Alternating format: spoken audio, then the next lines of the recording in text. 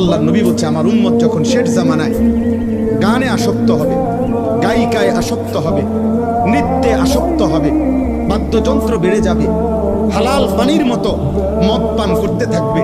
আল্লাহ রাসূল সাল্লাল্লাহু আলাইহি ওয়াসাল্লাম বলেছেন ইজা যাহারাতিল কাইনাত ওয়াল মাআজিফ ওয়াস্তাহাল্লাতিল খামরা, আল্লাহ নবী বলেন আমার উম্মতকে তখন মাটিতে ধসিয়ে দেওয়া হবে, পাথরের বৃষ্টি বর্ষণ করা হবে, চেহারা বিকৃত করে। কোনদিন রাত গভীরে এই নাফরমান এমন হতে পারে, আল্লাহ মাফ করে দেন, কোনদিন রাত গভীরে শুইবার পরে ঘুম থেকে, গানের আসর থেকে, বাদ্যের আসরে, মদের আসরে, জুয়ার আসরে। প্রিয় ভাই আমার, আল্লাহর কসম মুহাম্মদ আরবি 1450 বছরে মিথ্যা বলে নাই।